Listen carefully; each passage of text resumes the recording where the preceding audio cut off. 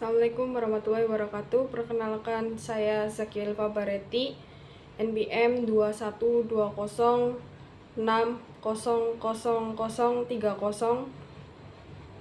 semester 7C sore, Fakultas Ilmu Sosial dan Ilmu Politik, Prodi Ilmu Pemerintahan.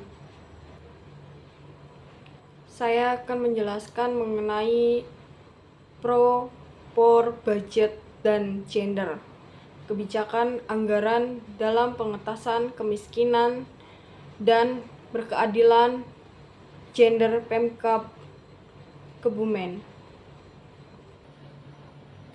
Mengapa anggaran pro rakyat miskin?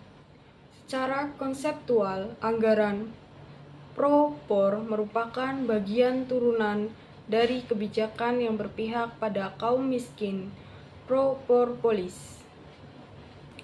Anggaran pro-por polis merupakan bentuk tindakan alternatif dalam pengaruh utama kemiskinan dalam kebijakan pembangunan. Anggaran pro-por mengkombinasikan 3 perspektif kemiskinan, yaitu struktural, gender, dan institusional. Anggaran pro-por identik dengan anggaran yang demokratif.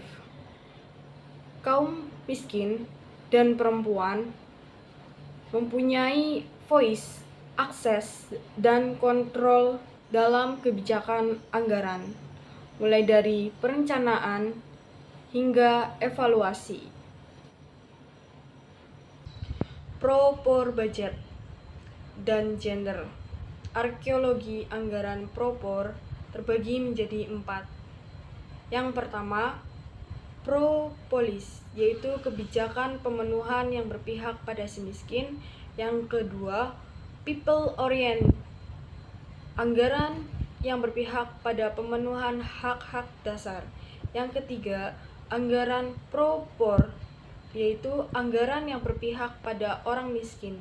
Yang keempat, kebijakan anggaran yang berdampak dapat meningkatkan kesejahteraan dan atau terpenuhinya kebutuhan hak-hak dasar masyarakat miskin. Anggaran pendapatan dan belanja daerah atau yang disebut dengan APBD merupakan rencana keuangan pemerintah daerah selama 1 tahun yang ditetapkan oleh peraturan daerah. Berdasarkan peraturan Mendagri nomor 13 tahun 2006, fungsi-fungsi dari APBD adalah fungsi otoritas. APBD adalah sebagai standar untuk melakukan pendapatan dan belanja di tahun tersebut. Fungsi perencanaan APBD sebagai acuan bagi pemerintah daerah dalam merancang kegiatan di tahun tersebut. Kebijakan moneter terbagi menjadi 5. Yang pertama, kebijakan operasi pasar terbuka atau biasa disebut dengan open market policy. Yang kedua, kebijakan diskonto atau biasa disebut diskon policy.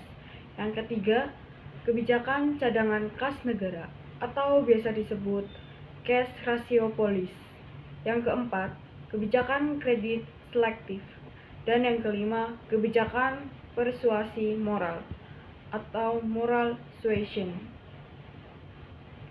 Monitoring dan evaluasi atau biasa disebut dengan MONEV tidak hanya membutuhkan pemahaman tentang persiapan, perencanaan, pelaksanaan program saja, namun tidak mengenai pelaporan hasil evaluasi program.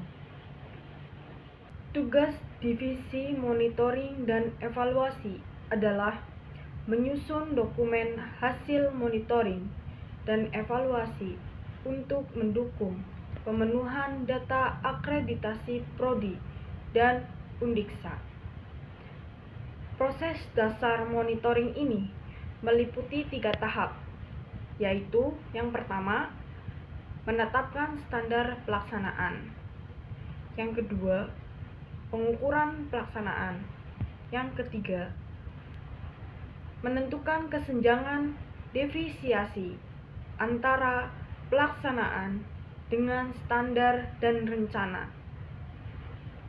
Berdasarkan Undang-Undang RI Nomor 28 Tahun 2009 tentang Pajak Daerah dan Retribusi Daerah, pendapatan asli daerah merupakan sumber keuangan daerah yang digali dari wilayah daerah yang bersangkutan, terdiri dari hasil pajak daerah, retribusi daerah, pengelolaan kekayaan daerah yang dipisahkan, dan lain-lain.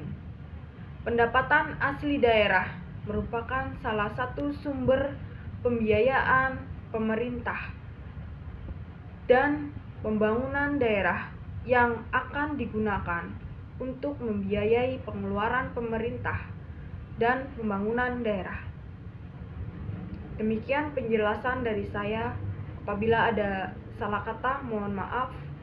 Wassalamualaikum warahmatullahi wabarakatuh.